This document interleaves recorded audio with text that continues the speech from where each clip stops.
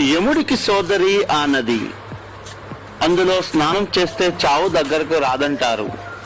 కానీ ఇప్పుడు ఆ నీటిని తాగితే రోగాలు రావడం ఖాయం. ప్రపంచ ప్రసిద్ధి తాజ్ మహల్ పక్కనే ప్రవహిస్తూ దానికి ఢిల్లీ నగరానికి అందాన్ని తెచ్చిపెట్టింది. ఇప్పుడు ఉనికే ప్రశ్నార్థకంగా మారుతోంది. అదే యమునా నది. ఈ వీడియోలో మనం యమునా నది గురించి తెలుసుకుందామా? యమునా నదిని కొన్ని ప్రాంతాల్లో జమునా అని పిలుస్తారు. గంగకు అతి పొడవైన ఉపనది.